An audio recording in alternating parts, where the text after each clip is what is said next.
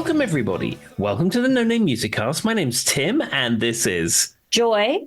And this should be an interesting episode. I came home from work. I had some delicious supper or tea, depending on where you are in the world.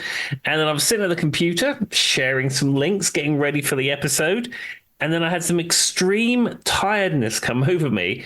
And I decided to lay in the bed listening to my Hulk Hogan. Because he's 110, everybody, by the way. Listening to my Hulk Hogan audiobook like you do. And the next thing I know is I wake up to the Hulkster talking about something. And I was like, oh, I think it's about time we recorded. And Joy sent me a link. So here we are. I've timed it so perfectly.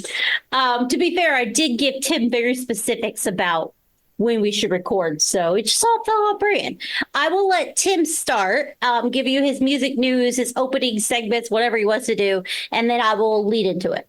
Okay, so today's Music Muse section is pretty much all Katy Perry all the time. Well, that's my music news too, so we're just going to combine them. Well, I tell you what, Joy, you do your Katy story, because I've got two Katy stories. Mine's just that she's going to receive the Michael Jackson Vanguard Award for the 2024 MTV VMAs. Did you know that, Tim? Yeah, something I read today. So this used to be a big deal, the Video Vanguard Award that MTV used to hand out for the music video. But we say pioneer. Music videos and MTV with quotes around it nowadays. Yeah, I mean, it's probably a nice thing for Katy to get, given the lineage of the awards. I mean, the people. She has cool music videos. Like, as a modern day artist, she's one of the ones, Tim, I'm sorry, I don't mean to cut you off, but like, she has some kind of cool music videos. I love the California Girls, Teenage Dream, all those music videos were great. Yeah, I mean, she has got some iconic. I mean, even I like Waking Up in Vegas because it does have Penn and Teller in it. Exactly. So this is about Michael Jackson in videos, and everybody who knows anything about Michael, towards, especially when he went solo, late 80s, you know what I mean, mid to late 80s, he really emphasized the music video. So I think that's what's iconic about this. But I think the joke now is, does MTV really even know what music videos look like nowadays? We don't know. Well, that's the thing. MTV is not music television. It's scripted reality TV show type things. I don't even think screaming at you at 3 a.m. or something. And I don't think they have music videos anymore. I mean, I've been very active on threads about this, and that was Tim starting the MTV revolution. Yeah, and I went viral. I mean, do they have any business having an MTV Music Video Awards ceremony, because they don't even show music videos? I think, though, historically it's honorable, and so whoever gets it, like, I'm sure, don't quote me on this, but modern day artists that I think, and I have no clue if she's ever won, would be like Beyonce put a lot of work into her music videos, things like that. Britney Spears, when I was a little younger, I'm pretty sure she got a Vanguard, and it was focusing on the music videos. So I think that's just the irony of MTV doing that when, I don't know. Also, like, what is that company that owns like everybody's video on YouTube, Tim? Like the company that has everybody's video. What is it? Vivo. I almost said Venmo. Venmo. Like, that's Venmo. But I knew it started with a V. Like, you have to wonder, like, shouldn't they have the Vanguard Music Awards nowadays? Yeah. Would it go to them at this point? And you know what the funny thing is like the quote here on the Associated Press's website. Katy is a musical powerhouse and true pop culture icon, says Bruce Gilmer, Chief Content Officer of Music at Paramount Plus. Now, has nothing to do with MTV. Yeah, I mean, Paramount own the MTV brand, but they don't even have a staff there. Well, I just want to say, since Tim will let me have this one a little bit, she is doing a like honorable like kind of thing. Now they're saying it's because of the music awards, but also it might be because she's supporting a certain presidential candidate, and that's all I'm going to say. Katy may be doing some type of, there might be a debate that's happening, Tim, very close to when this concert is coming. There's some speculation there. Speculation. But for context, everybody who was talking about why I was emphasizing the music video part of it, Katy has won 5 VMAs. And she was last at the award shows in 2017, which she hosted. She did host once and performed. Since 2008, she's released 14 top 10 hits on the Billboard, the Hot 100, including 9 number ones. And her sophomore album, Teenage Dream, which is the one I was just referencing, has launched 5 number one singles, matching the record with Michael Jackson. So it all goes Uh-huh. back to Michael Jackson's Vanguard Award. Like, if anybody who's kind of like, you know what I mean, Tim? And she does have an emphasis. Well, I was just telling Tim. So in the last episode, Rebecca Black, Tim, we go back to Katy Perry. I made a joke about Tim didn't know when I went Friday, Friday. He didn't know what that meant. Tim, what did you discover after that episode? I discovered that she was in a Katy Perry video. But what else did you discover about Friday, Rebecca Black? Well, she was a music artist that I think it was people saw it as a joke and then it became popular as a result. Yes.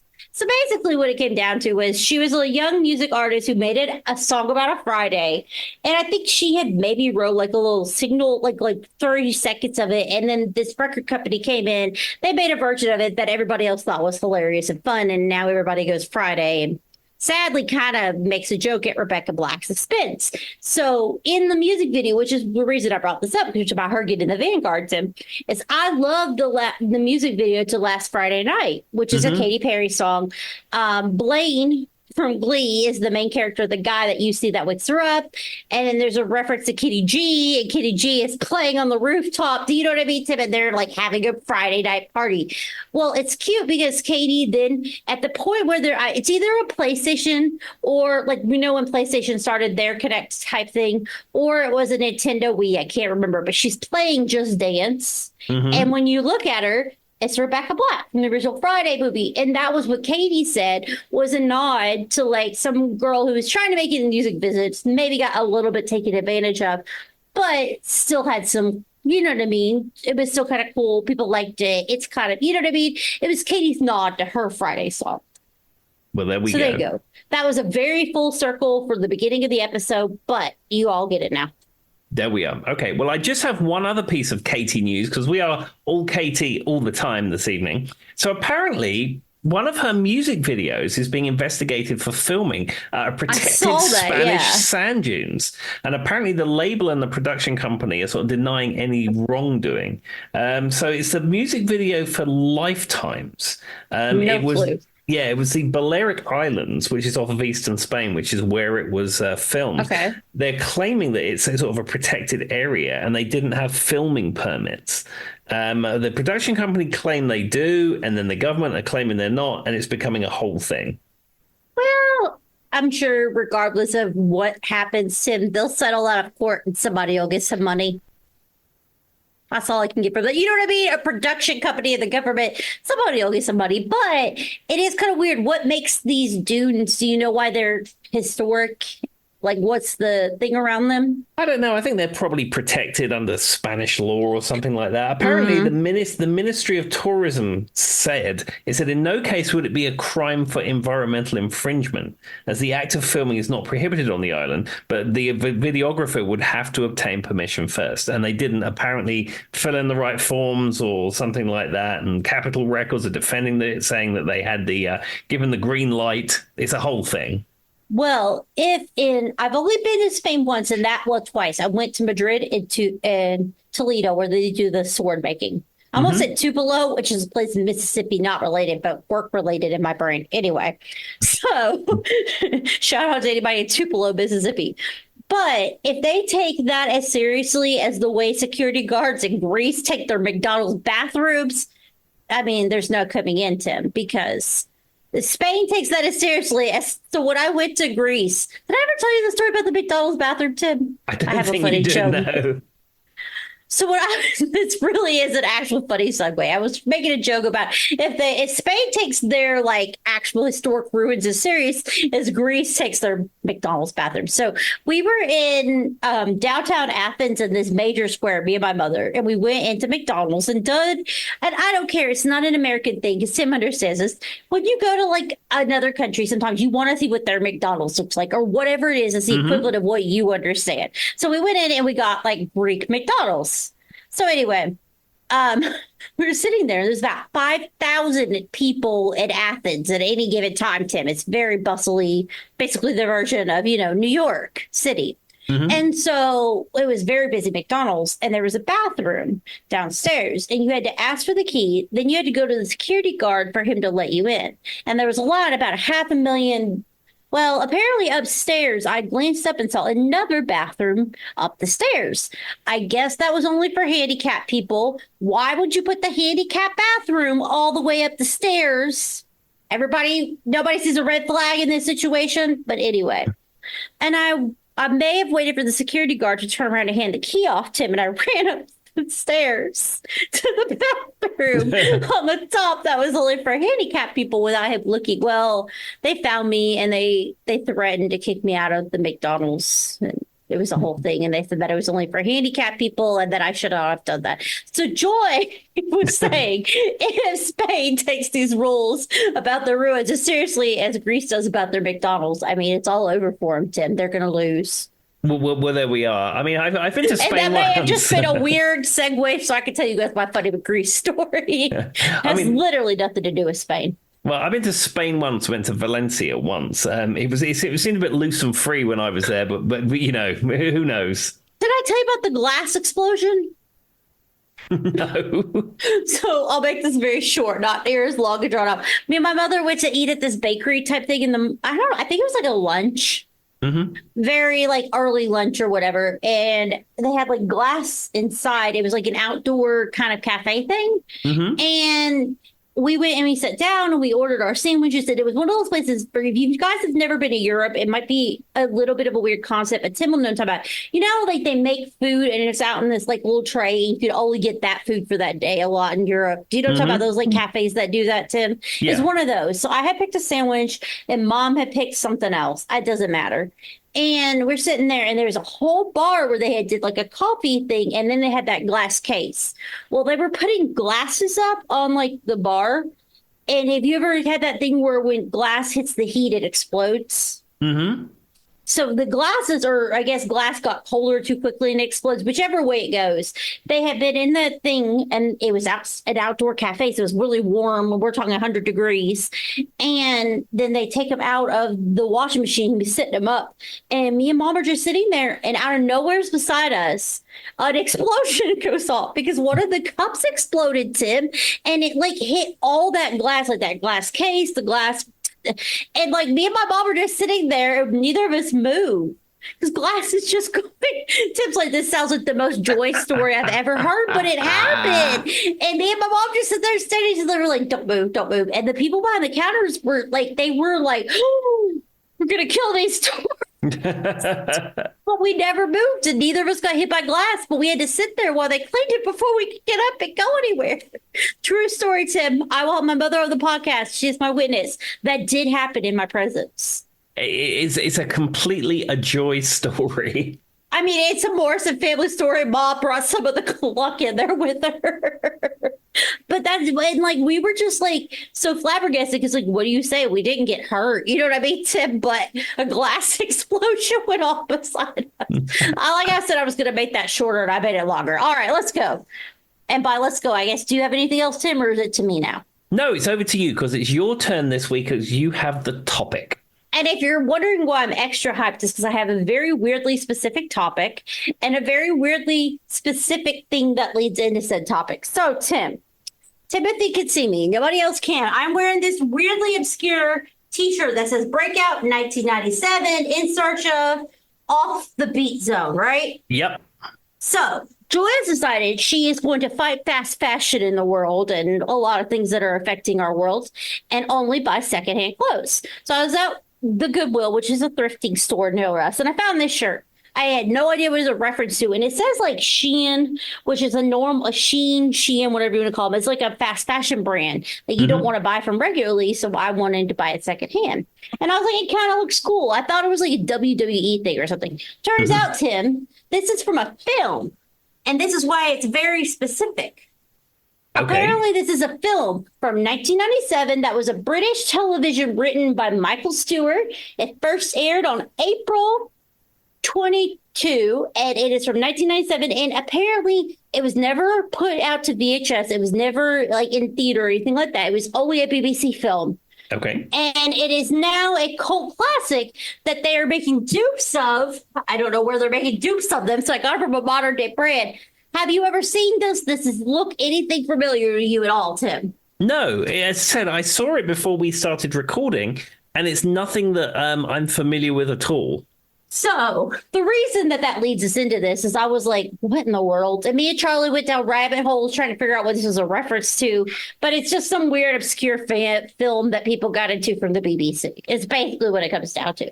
So you guys are probably going, what does that have to do with anything? So our episode is a play on something Tim has said we should do. I have the 10 best-selling movie soundtracks of all time. Yay! So we're going to talk a little bit about the movie soundtrack, and then I'm going to see if me and Tim have watched the movie and what we think it's about, give it a Goog on air, and see if we're right. Does that make sense, Tim? Yeah. All right. And some of these are very like generic soundtracks, so the details will be more about me and Tim knowing what the movie's about and less about the music. Okay. All right. So number 15. This is called, so the song or the album, I guess, is The Song Remains the Same, 1976, Led Zeppelin. Mm-hmm. So there was 4 million copies sold, and the most notable song on it is Rock and Roll, and the song remains. Are you familiar with this album or what this movie was a reference to, Tim? Yeah, Song Remains the Same. It was a film by Led Zeppelin. It was like a concert film with some, some so other it footage. is that kind of, I know what you're talking about. It's almost giving like Sergeant Pepper vibes, that thing. Well, it was predominantly a concert film, but it had some other like backstage footage and other shenanigans. Yeah, I just remember the cartoon kind of thing. Yeah, but it is predominantly a concert film of Led Zeppelin. See, and I've never really watched this, so I can tell you that Tim sounds like he knows what he's talking about. Thumbs up, everybody. I have heard the song remains, and of course I've heard rock and roll. You know what I mean? I've heard all those kind of things. Now, this is one that they have a remake of, that they did a new kind of 2000s version, but it's A Star is Born, but this is the 1976 version with Barbra Streisand and Chris Christopherson. How familiar with this are you, Tim? It's a name that I've heard, but it's not a film I've seen, and it's not a film I'm familiar with. I'm going to be straightforward with you. I have not either. So, from what I know about this, I know that this is where the humor is going to come, because me and Tim are going to try to figure out if we can figure this out. It's something about this guy who's going to make it in music or TV or something in California, and then a star being born, and then some type of love triangle happens. That's all I know about it. And the only reason I know that is because they have the new version they did a few years back with Lady Gaga and Bradley Cooper. Mm-hmm. Remember their version of, what's that song? I don't know. There's like a song on here. They did a version of it that like became super popular. Okay. And Tim's like, I didn't know any of that, but I'll take your word for it, Joy. But I weirdly have a story about Barbra Streisand. And that is one time I was listening to, I don't know, it was one of those things that I don't know if anybody else parents ever put these on or if they ever watched them themselves, because I liked them. It was like a telethon, and they had different musicians and different things for like some type of public broadcasts. Mm-hmm. And so we were doing that, and my mom had one playing, and there were different artists, and they were advertising, buy this album today, and all the money goes to the public broadcast. But then there was like little segues or chunks where like actual musicians were playing. Barbra Streisand was on them. And in my family, we listened to a lot of Motown and like kind of funky stuff. So I had never thought of Barbra Streisand more than like maybe outside of Broadway. Mm-hmm. And my dad knew every Barbra Streisand song that came on, Tim. And it was the weirdest thing to me. And I was like, where did that come from? I never in a million years thought Jimmy Morrison, that is my father's name, was that big of a Barbra Streisand fan. But apparently in the 60s and 70s, she had more like mainstay play than I realized. Yeah, I think she was very much an icon of the sort of the late 60s, early 70s in that kind of big band, show band, anthem type music. And I mean, even to this day, people do love Barbra Streisand. I mean, she famously put on a big concert at the Millennium. And in fact, I had the soundtrack to it, and it may be the most pretentious thing I've ever heard, but that's beside the point. But, it was... I'm sure it was. But... Yeah, but it was a big concert. And I mean, she is an icon, continues to be an icon. And it doesn't surprise me that you would know the lyrics to her songs because, during that time, in that kind of anthemic Broadway type style, she was the queen of that. I mean, I guess, and in some way, I guess I didn't realize how much her Broadway kind of style was so mainstream at that time that, like, you know what I mean? Dad would instantly bring it up. Like I might bring up All-Star by Smash Mouth. You know what I'm saying? Like in his mind, it was like that. He just instantly knew it and was singing it. But I just thought it was so random. And then Chris Christopherson, he's kind of known almost like a Kenny Loggins in a way, but a lot of in the country music realm. He's wrote a lot of songs. Do you know what I mean? They've always been in kind of, he worked a lot with Kenny Loggins, not Kenny Rogers, Kenny Rogers, Kenny Loggins. Kenny Rogers is what I'm trying to say. He worked a lot with him and wrote a lot of his music and that kind of stuff, and they were very close together.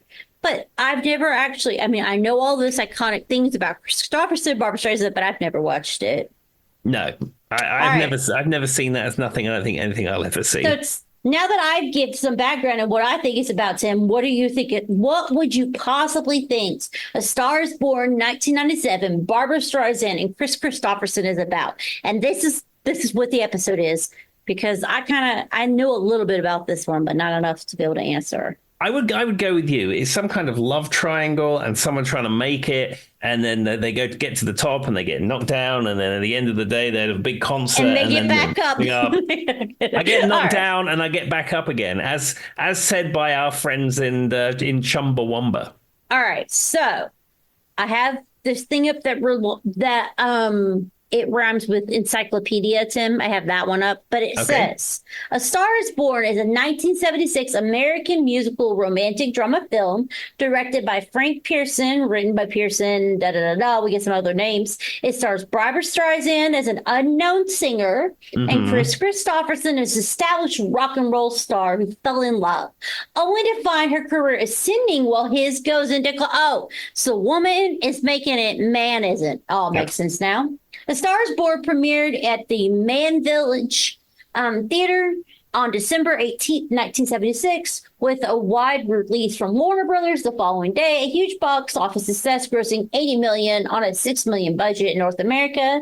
The film became the second highest grossing that year, reviewed and praised by everyone. Let's see what the actual plot says, though. I think we have an idea. But basically, John, who's the guy, is a famous self-destructive singer-songwriter, drunk type, right?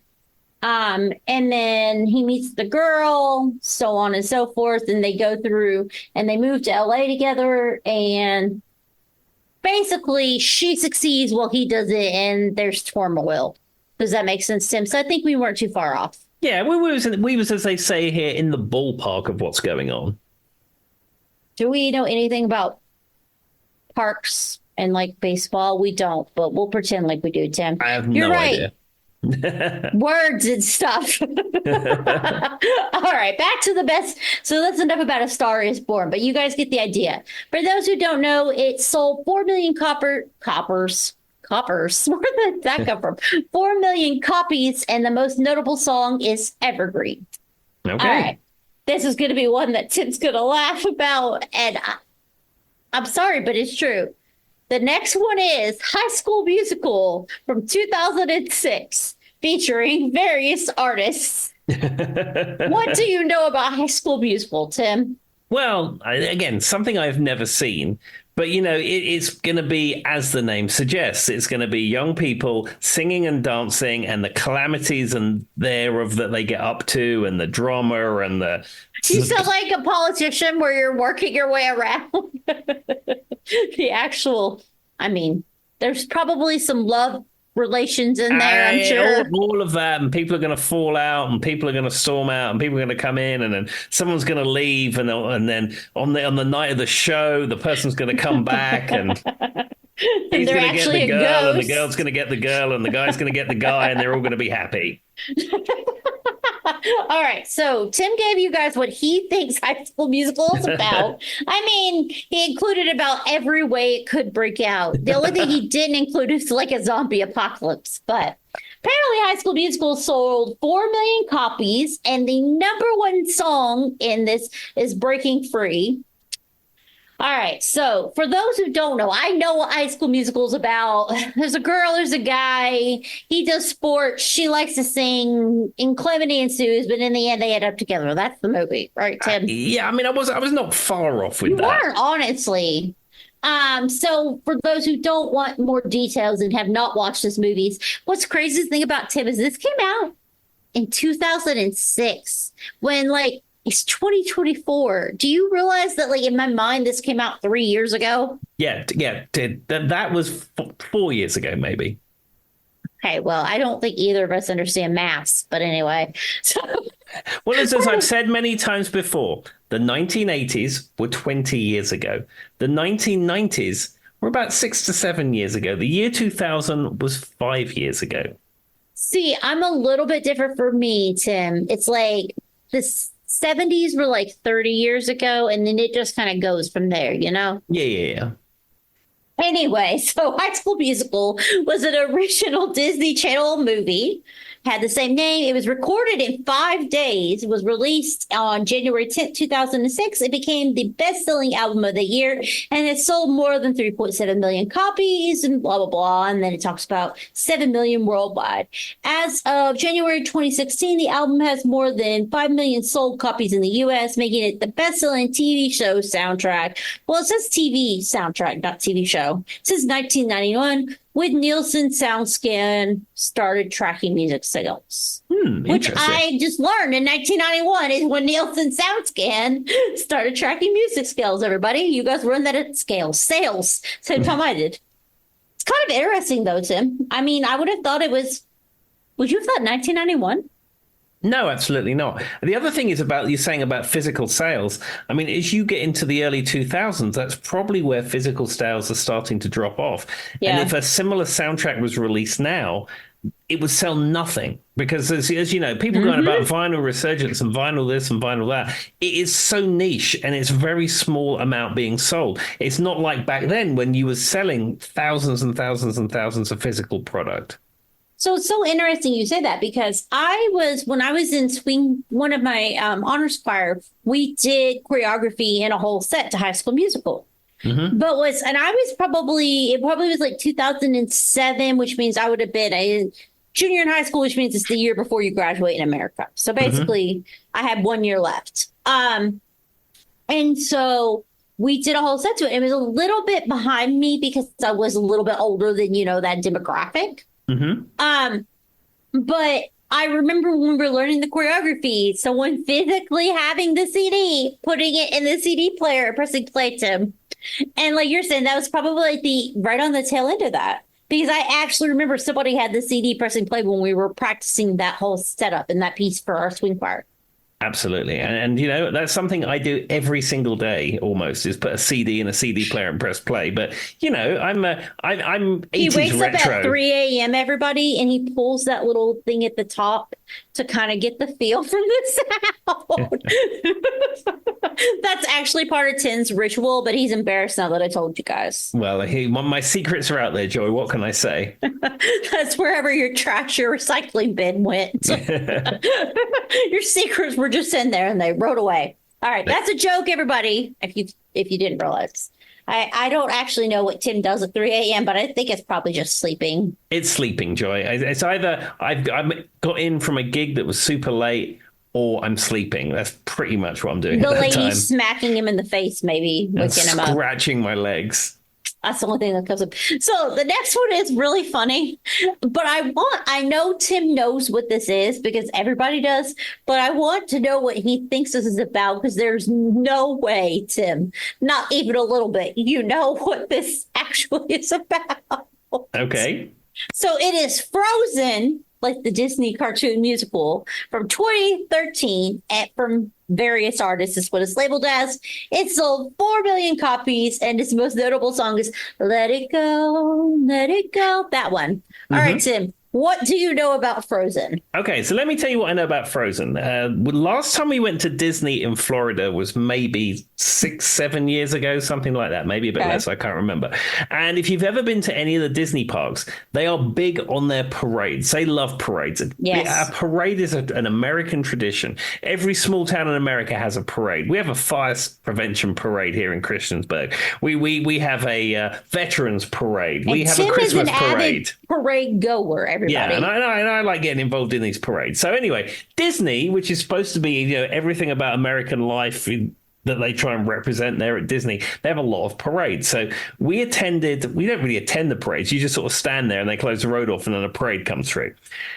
And there was various Disney characters in these various parades that I would I remember. love how specific that was. We don't really attend a parade. They just close it off and we're there. Yeah, at Disney, that's the case. I don't know why. That was just very funny, Tim. All right, continue. And also the electrical parade. That's a very good parade. But anyhow, it was in the daytime. They closed the road off. We're just standing out and this parade comes through. And there's various Disney characters. Okay. And then this young lady in kind of blue and white and stuff comes A very through. Frozen-looking outfit. And going on about this let it go, let it go. And then I think Hannah said to me, she said, have you any idea what that is? And I said, I have no idea. So what's so funny you say that, though, because I know Tim knows about Rent, the musical. Yeah. And he knows about Idina Menzel. Idina Menzel is the one who sings Let It Go, Let It Go. It all comes full circle, Tim. You never realized it was going to come back to you. No. And she is famously, she's the one who's singing there.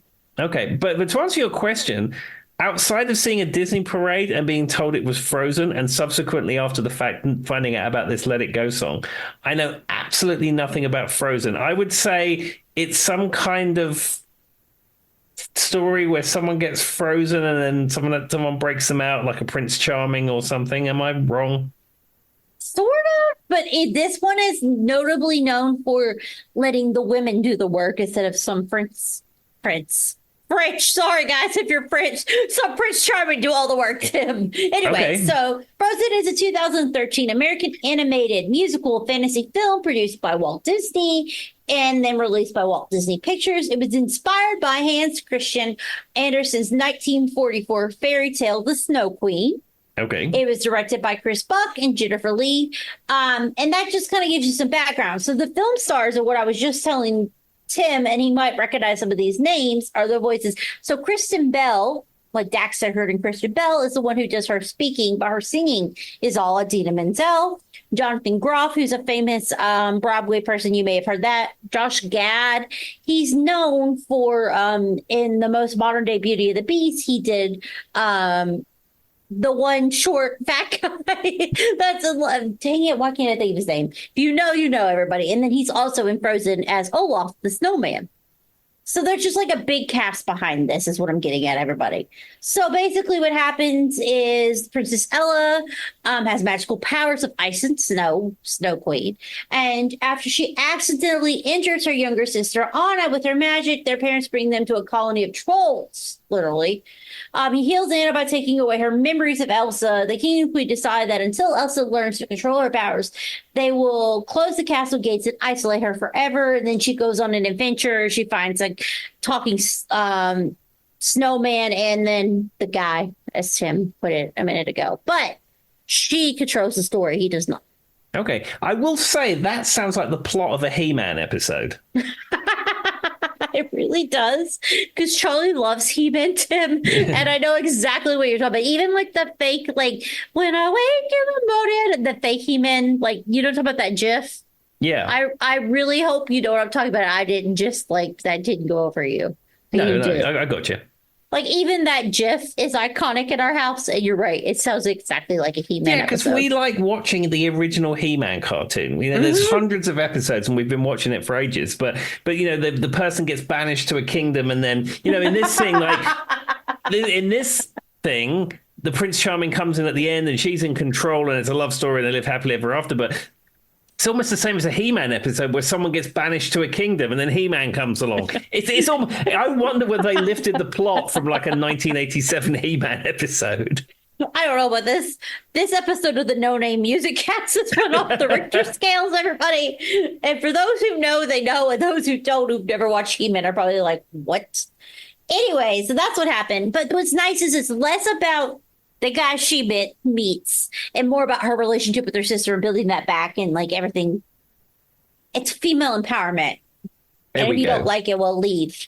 So that's what I got to say about. So this is something I don't know anything about. I'm going to be making a guess on this one too. And what's interesting, Tip, is I want to, because I know I will be absolutely shocked if you have any recollection of this movie whatsoever. But I have the list of the soundtrack, and it's giving a very specific vibe. So I want to give you the soundtrack before you tell us what you think the movie is about. Okay. So this is a 1983 film, very classic year. Tim loves the 80s. It's called The Big Chill. Do you know what this is? So No, this he knows. this soundtrack album is a staple of thrift shops. I have bought this on album. I can tell you guys vinyl. it is when I look at this. I'm going to have to tell them the soundtracks because they'll picture it so perfectly. Yeah, so I've owned it on vinyl at least twice, and I currently own it on compact disc, all bought from thrifting for next to nothing. The soundtrack contains lots of really good music, lots of classic music, Motown, great tunes. That's why I wanted to give you the song list because it looks pretty good. Yeah, as far as the film is concerned, I've never heard of the film. I've haven't never either. seen the film. I don't know what it's to do with or what it references. Okay. So for those listening going, okay, great. So Tim has an idea. Just what is it? So what's the music? I heard it through the grapevine, Marvin Gaye, Joy to the World, Three Dog Nights, A Wider Shade of Pale, The Polar Humps, My Girl Temptations, Good Loving, The Rascals, Tears of My, Tracks of My Tears, Smokey Robinson, The Miracles, Ain't Too Proud to Beg, The Temptations, You Make Me Feel Like a Natural Woman, Aretha Franklin. I second that emotion. Smokey Robin, and The Miracles, and Tell Him the Exciters. So does that give you guys, I said that very quickly, but you can Google it. But that gives you guys an idea. I've heard it through the grapevine down to Smokey Robinson and everything in between. So Tim's right. I mean, but that's like every play. If you told somebody to play me a Motown playlist and they press play in Spotify, Tim, you do this. Yeah, it's great music. Now, what that film is about, I have no clue. So I'm gonna try and guess. It's about, well, on the cover, there's a bunch of young, sort of attractive It's giving people. Breakfast Club kind of thing. Yeah, maybe it's just people who sit in their house and chill and then listen to Motown music, and that's the film, and hilarity ensues. I have no idea. I don't know. Well, in the picture that Tim is talking about, I can see it. It looks kind of like very 80s. And everybody in the picture is in wicker chairs. I don't know, that kind of rock. Mm-hmm. It definitely doesn't match the background. They did a really weird job of cutting them all out. There's a lot of like hand holding and touching and people who don't look like they should go together. Maybe it's about people who are part of the LGBTQ type society, fitting in or something. People who are different, Tim. That's what I think. I have no idea. Joy, pull it up on the Wikipedia and see what it says. I got it over here. I already gave it the Goog while we were talking. So The Big Chill is a 1983 American comedy drama film directed by a bunch of people, starring an ensemble cast of a bunch of people. Oh, Tom Bergeron is in this. Jeff Goldblum is in this. So those are some names, if you know anything that might make anything to you. Has a soundtrack that features soul, R&B, pop rock from the 60s and 70s. It's a CCR, Aretha Franklin, Marvin Gaye, The Temptations, The Rolling Stones, The Three Dog Night. What actually happens, though? After Alex Marshall dies of, we can't probably say that on air, unaliving himself, his fellow University of Michigan alumni close friends attend a funeral at the Tennessee Plantation in South Carolina. During the visit, everybody stays with Sarah and Harold Cooper. His other friends include a bunch of people. It doesn't matter. Blah, blah, blah. While out jogging one early morning, Harold violates the SEC rules, tells Nick that a large corporation is set to buy his small company, which will make him rip and triple his value. He told Alex, making it possible for him to buy property in the area. Harold suggests Nick use the tip to get into a new line of work. During their conversation, revealed that Sarah and Alex had a brief affair. Wow, this is a lot, which all of his friends knew about. Nick confronts Harold by saying he did not marry Alex. Harold, Sarah, and Alex move past it, but Sarah tells Karen her friendship with Alex was harmed by the affair. Richard goes home the next day, but Karen stays. Harold, Nick, Michael, Chloe, oh my God, drive out to see the house that Chloe and Alex are renovating. Meanwhile, Meg tells Sarah she's fed up with the failed relationship. Do you guys get where this is going, or do I have to keep going? No, it's about insider trading and a love triangle. There you go, everybody. And apparently Harold is a big running shoe entrepreneur. All I would say, listen to the soundtrack, skip the film. Yeah, I don't want to watch that, Tim. But it is kind of funny though, because like it's all songs we know. All right, this is an iconic film. I think we know what this one's about, even if you have never seen it, Tim. This is Flashdance from 1983. This is number 10 on the list. Yeah, now, of course, this has got the famous song from Michael Sambello, Maniac, and it's got Irene Cara's What a What a Feeling. feeling. It is an amazing, amazing soundtrack. I own a CD copy of this. I think I had a vinyl copy at one point, but I own a CD copy right now. And outside of those two tracks, a lot of the songs on there are really, really good. Now, I think I have seen Flashdance in the past, like years ago. It's nothing that I've seen recently, but there's a whole sequence where they're dancing. There's like through a warehouse and stuff. So this is a movie I'm very familiar with. I rate this up there with my Footlooses and my Grease and things of that nature. So for me, Alex Wells is the 18-year-old daughter. Her dad was a welder at like a steel mill, is giving that kind of vibe. She wants to be a dancer. So she lives with her dad and her dog, and they convert the warehouse, and the warehouse is where she starts dancing, right, Tim? That's where you get those vibes. And she works every night as a cabaret performer in her neighborhood. And it just goes from there and how she becomes, the next really good dancer. But that's what the movie's about. And when you see her doing the dance, What a Feeling is the song, or the Maniac. She's a maniac, but What a Feeling is the one in the thing. The reference to the barn is because of that. Yeah. So this is one that I know about, guys. And this is a soundtrack that I've enjoyed for many years. I think it's a good soundtrack. It really sort of encapsulates that era of time. And with those two particular very strong songs, but I said the rest of the album is really good too. I would say out of all of these, this would be one that I'd be like, yeah, even if you're not super into like musicals or anything, just go listen to it. It's a cool soundtrack. Yeah. All right. So number 9 is one near and dear to my heart. I have no idea what reference Tim is going to have to this, but I know this very well. This is Space Jam from 1996.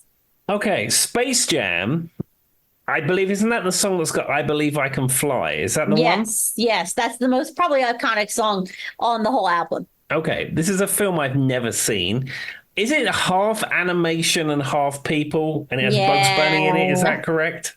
Yes, it's got the Looney Tunes. So Bugs Bunny, Elmer Fudd, Porky Pig, all that. Yeah. So, I have no idea what it's about. It's depressing. So, as a 90s baby, I will explain to you the plot of Space Jam. Okay. So, Michael Jordan, the basketball player, he dribbles the balls and puts them at baskets. So, something happens in it with his kid, and he's getting ready to do this thing, and he ends up in another world. Michael Jordan's a basketball player. When he ends up in the other world, he ends up in basically with the Looney Tunes playing basketball with him. And the songs that stick out to me are obviously I Believe I Can Fly, but Welcome to the Space Jam. It's your chance to your dance at the Space Jam. That stands out to me. All right. So anyway, it's just a play on like the Looney Tunes and Michael Jordan, who was popular in the 90s. Okay. I think there was a thing about how the Space Jam website, yes, it still exists. So this was a thing on the internet for a while, that this 1996 film with its 1996 era website still exists. So like if you go to spacejam.com/1996, the original website that they put up is still there. And it was a whole thing for the longest time. That's adorable. I'm putting it up. All right, I'm here, Tim. Wow. That's cool, though. I don't know. I've never heard that, but I love that. Yeah, Look at you, Tim. Bring it in the 90s knowledge I didn't even know you had. Yeah, and it's all done in frames, and it's very old web design. But someone discovered it like on Reddit 10 years ago, and they said, do you know this thing still exists? And people were like, really? And then it did the rounds. Makes sense. A few people that were in this movie notably were like Bill Murray makes a cameo, Larry Bird, who is a basketball player, that kind of stuff. And so basically what happens is Michael Jordan tells his father he wants to, play in the NBA. 20 years later, following James' death, Jordan retires to basketball to to pursue his career in baseball. And so it literally is like in real life, if you don't know anything about Michael Jordan, he was playing baseball, he made the Jordan shoes, like he's very popular. And at some point he was going to retire, and then he decided he was going to do baseball, but he wasn't very good at it. So it's kind of a play on that. There you go, everybody. I highly recommend this album, though, as a 90s kid. So it sold 6 million copies. And of course, I Believe I Can Fly and Fly Like an Eagle were two of the most popular songs on the album. There we go. Right. I do not know a thing about this. This is an artist who makes, I think she's probably on this list twice, but it is Waiting to Exhale, everybody, like you're breathing out, not excel. Waiting to dyspraxia is mean to me sometimes when I try to use words. Waiting to Exhale, Whitney Houston / various artists. Are you familiar with this? It's an 80s movie, apparently, that Whitney did back in the day, Tim. I've heard of it. I've never seen it, and I don't know what it's about. Well, to be fair, I don't either, but I can see what the album cover looks like, so that might give me some insider information, Tim, but I don't know. So for those who are wondering what's maybe on this album, because obviously it says feature Whitney Houston. I think she was in the movie. Mary J. Blige is also on it. Brandy, Toni Braxton, Faith Evans, Aretha Franklin, Chaka Khan, Patti LaBelle, TLC. Those are kind of the people that are on this album. So I can see why it would be super popular. And I think the Shoop Shoops, is this the one the Shoop Shoop song is on? Yes. So there's a version where it's called Exhale and the Shoop Shoop song, and it is like the Shoop Shoop song you're thinking of, Tim. They have like kind of like a mixed up version there. Okay. I've never heard it, and I probably should have listened to it before this. But so now that you've heard kind of what it's about, Tim, when I'm going to give you a picture of what the album cover is before you have to figure out what this movie is about. Okay. It's 4 women, all laughing, having fun. Whitney Houston's in the middle. I think that's Angela Bassett or whatever her name is to the right. They're all laughing. They look like they're having fun. Maybe it's like a girls' night and they haven't seen each other for a while. That's the vibe I get, Tim. And the name of the movie was Waiting to Exhale. What do you think this movie is about? Okay, I think they are 4 executives for the Philip Morris company who makes cigarettes, and they are enjoying the fruits of the money that they're making from Philip Morris. They're living a great lifestyle. They're having meals. They're having drinks. They're driving a fancy car. That's right. They're going to fancy locations and holidays. But deep down, they hate what they do because it's killing people, and it's their inner turmoil and struggle of their money against their morality. I don't know if that's right. What I got from this album cover, movie cover, whatever it is 4 women who like each other. They've been friends for years and they're getting back together. That's what I got. But anyway. All right. So the plot says, so for those background, this is a 1995 American romance film directed by Forrest Whitaker, starring Whitney Houston and Angela Bassett. The film was adapted from a 1992 novel by the same name, so on and so forth. It has original music in the score composed by Babyface and other things. But it says 4 friends get together frequently to support one another, listen to each other, vent about life, love, etc., etc. They each want to be in a romantic relationship, but they each have difficulties finding someone. Successful television producer Savannah Jackson believes that one day her married lover will leave his wife for her, and it's just all the women kind of going through the different situations they're at in their romantic lives. Okay, so they don't work for a cigarette company, no? No, but why is this like on such a high par, but like it doesn't even like register? Whitney's selling power, man, Tim. It's got to be what it is. It must have been. Yeah, she was huge. She was absolutely huge, and she had star power. And she, attaching her name to something like this would draw people in, just like she did with that Cinderella movie in the 90s too. All right. So it sold 7 million copies. The notable songs were Exhale, Shoop Shoop, and Why Does It Hurt So Bad? All right. This is one that I know, Tim. You have to know what the plot of this movie is. I just don't even think you could physically be in America. You'll just have to go back to England if you don't know. You just have to go. I'm sorry. But It is Grease from 1978 with John Travolta and Olivia Newton-John. Absolutely. Now, this is a soundtrack I've enjoyed many times over the years. I currently own a CD copy of this in my collection. I've seen the Grease film, though it was a long time ago, though I saw it in London's West End, probably 20 plus years ago at this point. And I think the female lead in it was a lady called Samantha Janus, who was a actress of the time, though Debbie Gibson did it for the longest time. And I do regret not seeing it when Debbie Gibson was the lead. That would have been fun too. My claim to fame when I've seen like Broadway shows were Ashley Parker Angel was playing Link Larkin from Hairspray. And if you don't know that, he's from the boy band Ozone. Okay. That counts, Tim. That's up there. I shook that man's hand. Don't know anything about it besides they had a song once called Liquid Dreams. But anyway, so then also when I saw Beauty and the Beast on Broadway in New York, I know you're probably gonna be like, this means nothing to me, but That's So Raven, the friend, this was a TV show in the 90s for Americans who watched Disney. The friend, Chelsea, was playing Belle. And that's really the extent of everybody I saw, Tim. I know I felt like it was going to be a strenuous list, but it's not that high. I saw the Queen musical We Will Rock You in London's West End at the Dominion Theatre. And the part of Pop was being played by Nigel Planer. Nigel Planer is the hippie from The Young Ones, Neil. I know exactly where that was going. Yeah. That's so random, though. And the place that we booked the tickets through, which I think was lastminute.com, had a deal where you could meet the cast. So we hung around for ages. And in the end, just he came out. And he was a little bit tired. And he probably just wanted to get on the tube and go home. Ironically, though, my one of my friends who listens to this podcast, Jennifer, she does listen to this podcast. Shout out to you. Aaron Carter, Nick Carter's little brother for the Backstreet Boys, you know how he passed away. Well, when she was in New York, I don't know if he was on Broadway doing a show or if he just happened to be there. She took a picture with him. And she still said to that day it was one of her greatest moments in life. But he looks like, when you look at the picture, he's like, bye. Like, he just looks like he's running out of the photo. But Jennifer's like, it was still one of the greatest moments of my life. Well, you think, especially like in London's West End, people who've worked that show, they're tired, they want to go home. But the problem is that the tubes finish at about 12. Yep. So if the show finishes at 10:30, by the time you get out of makeup and you get dressed and stuff, you just want to get on the tube and get back, because otherwise there's other people out there. You're stuck.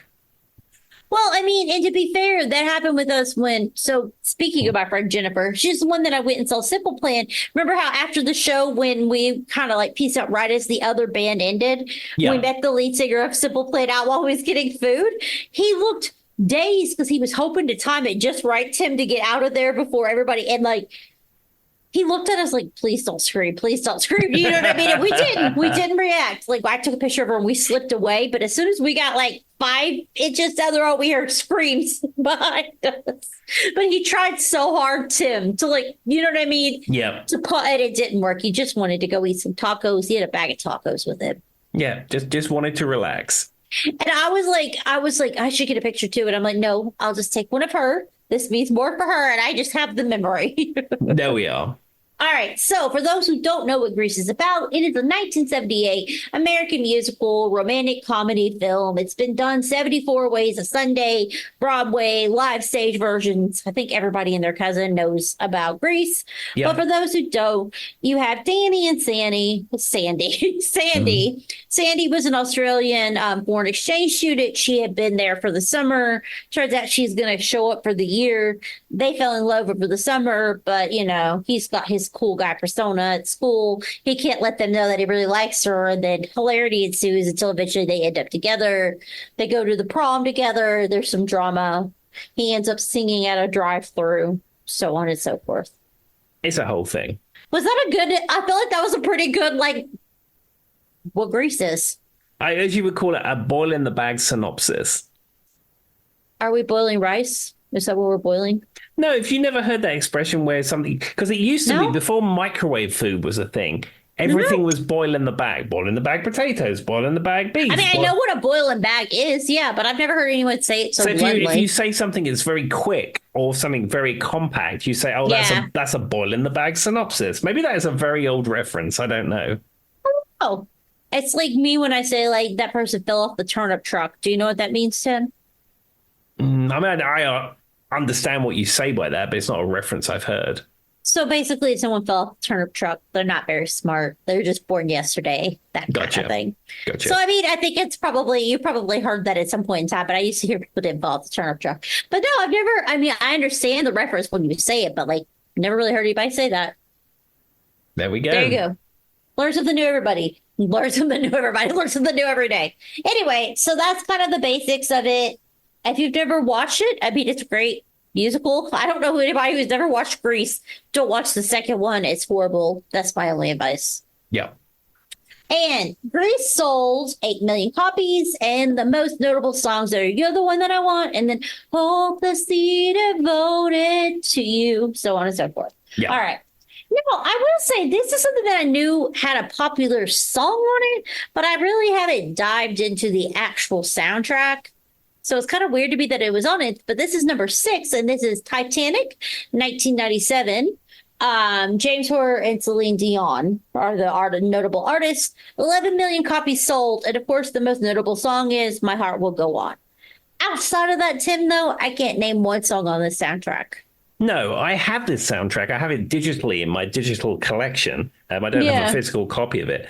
There are a couple of other vocal songs that Celine Dion does, but it's mostly orchestral and it's sort of the time hornpipe music type stuff.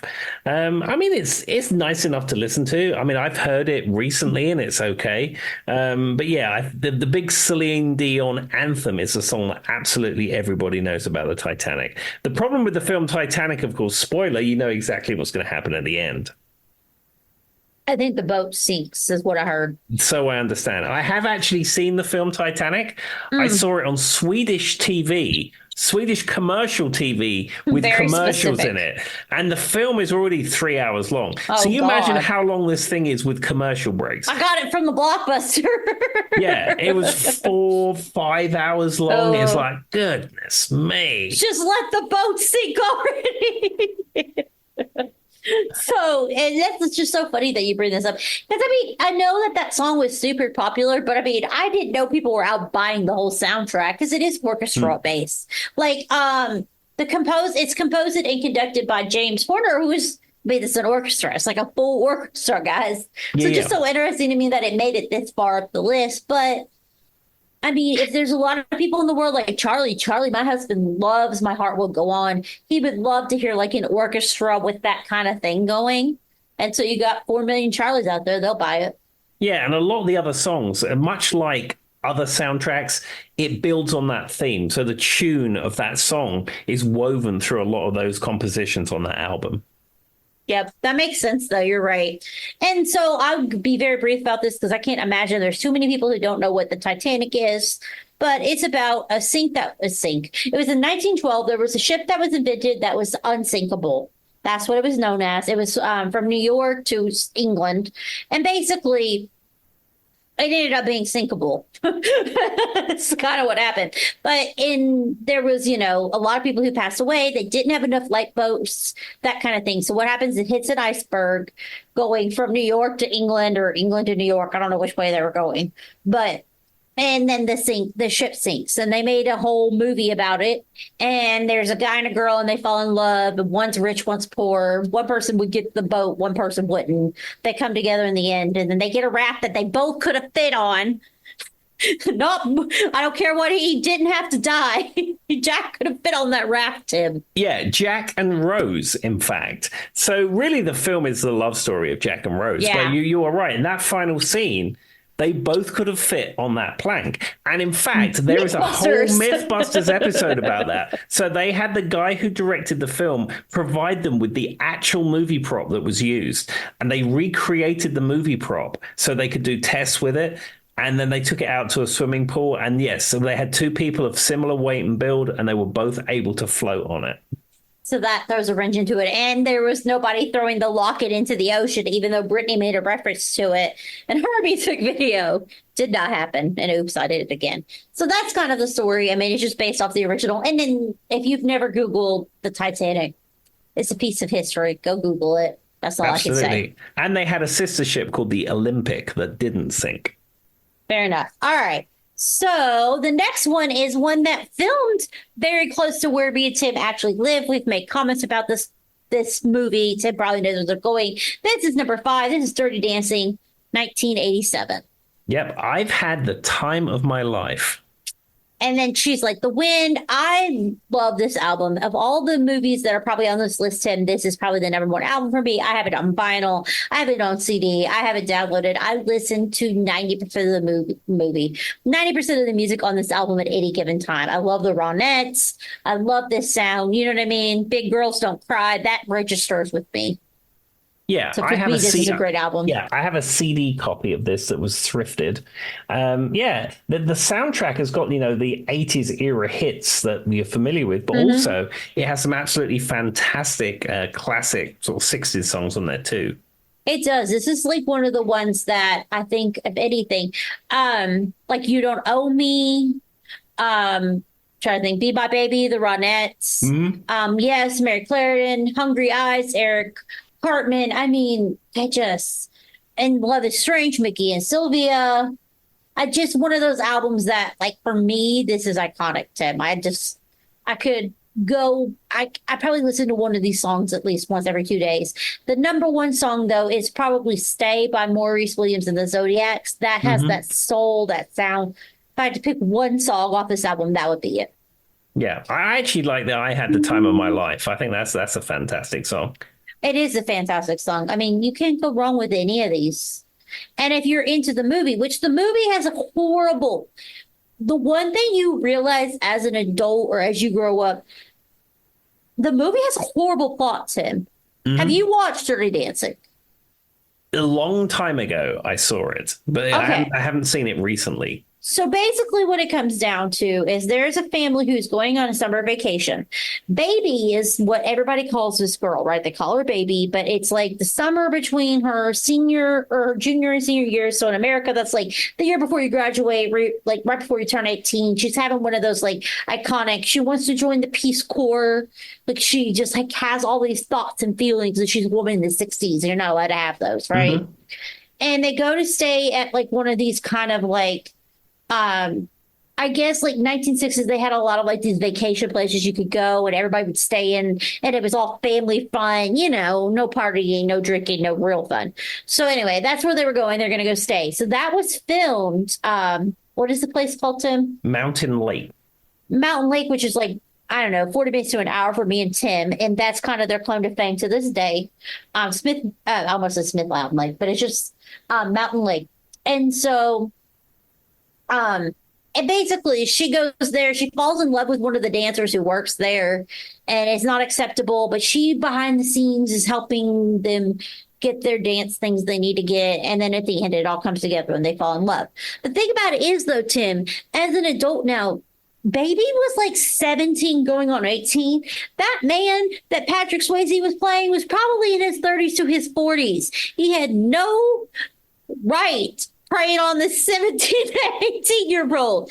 And when the scene where it's like nobody puts Baby in a corner, he pulls up a dance. Yes, somebody put Baby in the corner because she's a baby. Yeah, because she's 16 years old. She shouldn't be dancing with you, sir. I'm sorry. Her parents were probably right to be worried about her sleeping in your cabin over the summer.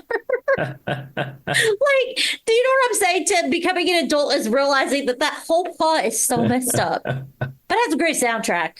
Yeah, I mean, it's a film of the time. And maybe morally at this point, no, it's not cool, but it's a film of the day. But that does give you a lot of information on the way we are. You know what I mean, Tim? Even if you don't agree with it, it's kind of interesting to see. All right. So number 5, Dirty Dancing.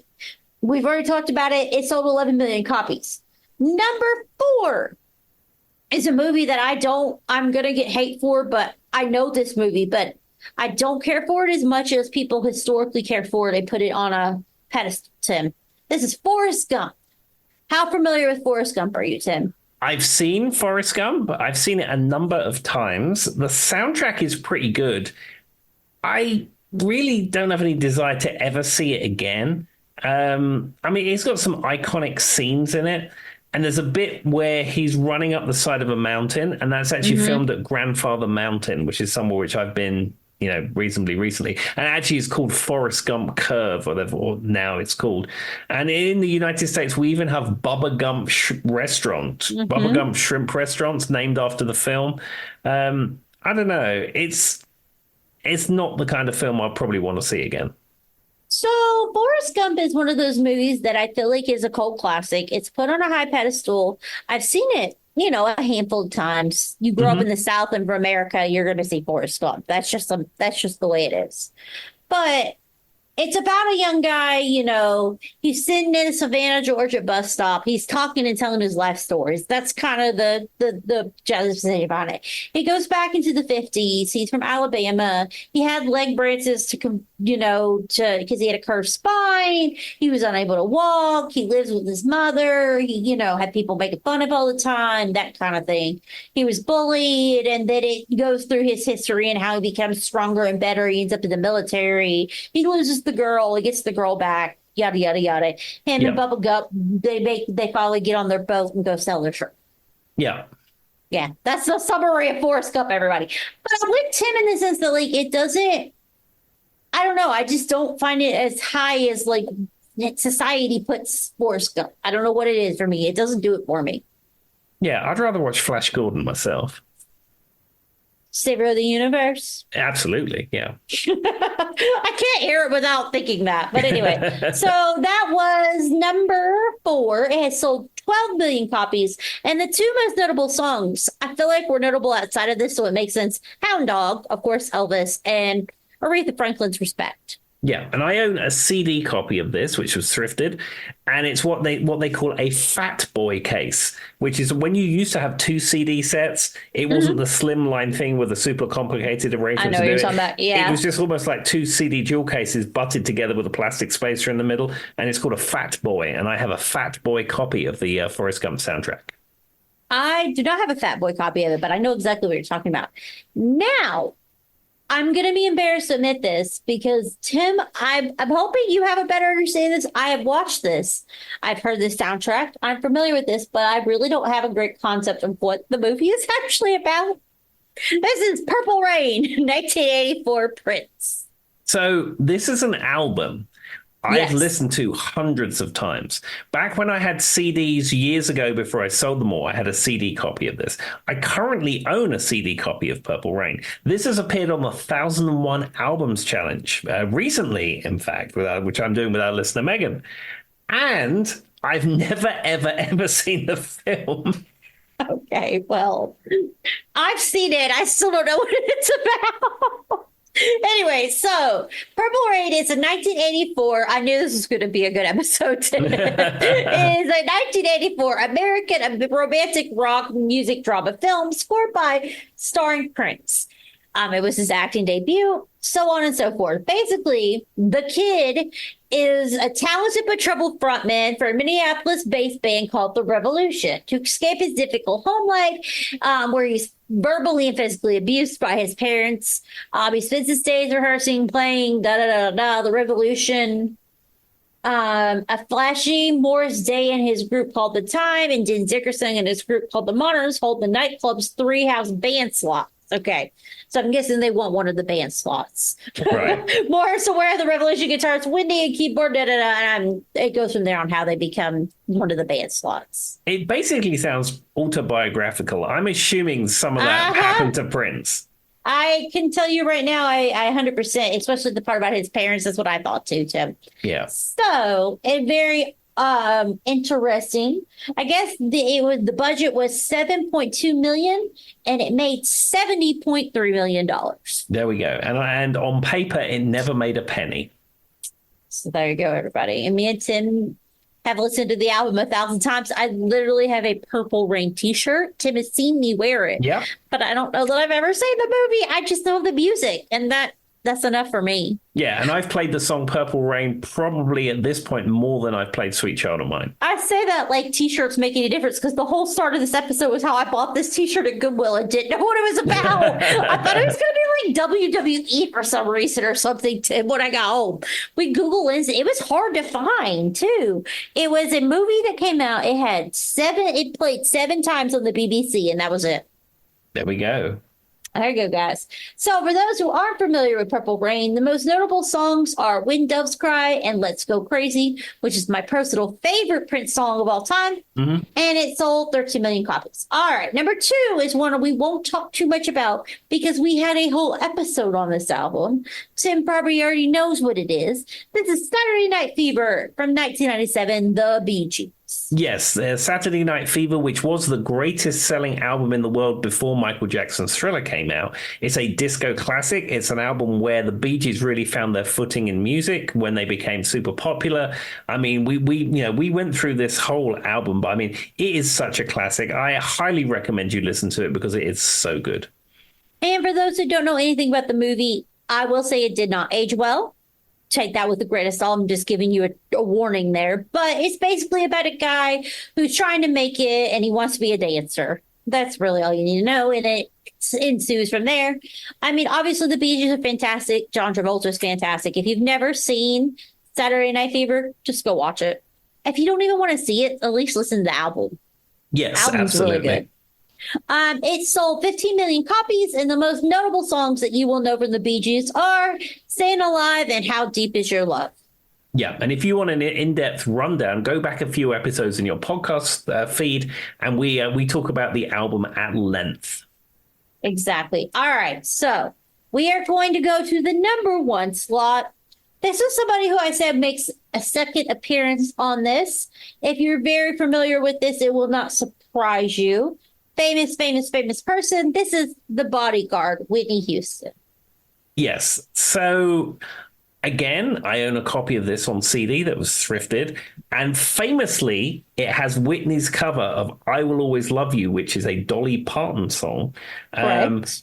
It's also got some other great Whitney music on there. I mean, that is not just the standout track. There are some. I'm Every Woman. I Have Nothing. Queen of the Night. Yeah. Unit of My Heart. Yeah, it keeps going. Yeah, Queen of the Night especially is a very good track. And of course, it has the cover of Shaka Khan on there. But I will say, I've never, ever seen the film.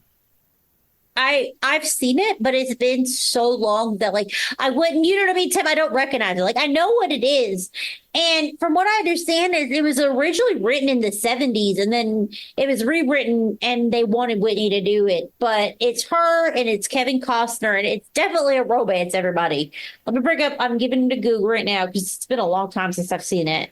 So The Bodyguard is a 1992 American romance thriller drama directed by Mick Jackson, written by all these people, doesn't matter. It stars Kevin Costner, Whitney Houston, which was her acting debut, and follows a former United States Secret Service agent turned bodyguard who's hired to protect a famous actress and singer. So have you ever seen Whitney when she's like going up the airplane and waving in the bodyguard, like kind of like media stuff? That's what that's from. That's what I remember. There's an unknown stalker, You get the idea, guys. He protects her from the stalker. And there is a huge, really good, it won Grammy Awards, Album of the Year, so on and so forth. And so I Have Nothing. Run to You is probably really high up there.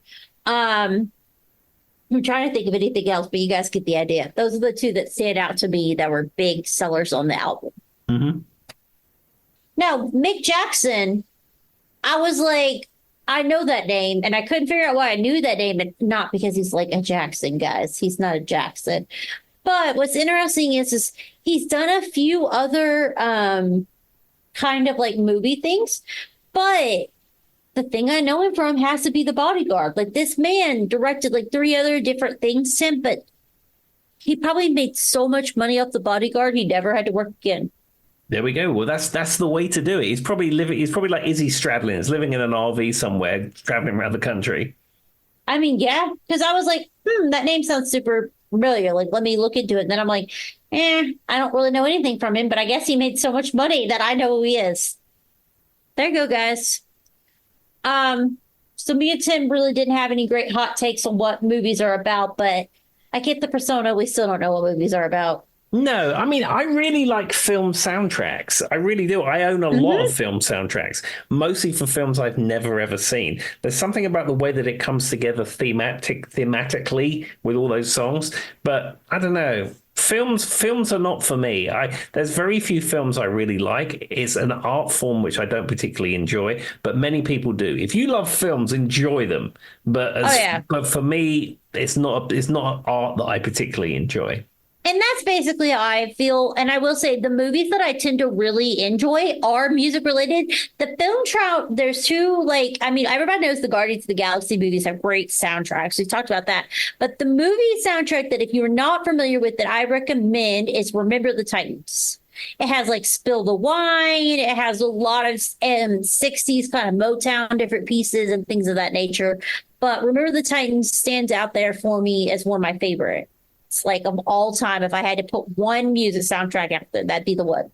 Yeah, I would go with Bill and Ted's Bogus Journey. Oh, that's a good one too. Bill and Ted's Excellent Adventure, the soundtrack is pretty good. And it's got Extreme on it and a few other people. And that film is great. Bill and Ted's Bogus Journey is a terrible film. I've seen it a few times, and even by my standards, it's a terrible film. But the soundtrack is amazing. It's got such good rock music on it. Yeah. Every track on that is first class. And I think it's on like Spotify and stuff, but I've owned a couple of CD copies over the years, but that would be one that I would recommend to check out. Another one that I would recommend is the Mission Impossible 2 soundtrack. Again, a film I have seen and it was all right, but the soundtrack is really good. And it has a cover of Have a Cigar, the Pink Floyd song, covered by the Foo Fighters with Brian May playing guitar on it. Absolutely amazing. The only place you can hear that piece of music. Very specific. I like how it's like it just kept getting ingrained. You're like this person, and then they did this. Yeah, but the rest of the tracks on it are really good as well. Well, there you go, guys. There's our 2 pieces of advice. And if you've ever wondered what the big chill is about, me and Tim didn't know either. Was there anything else you'd like to leave the people with, Tim? Okay, 2 things. 1, if you're living in the United States, make sure you are registered to vote. And secondly, be kind to everyone that you meet. I like it. All right, bye. Bye-bye.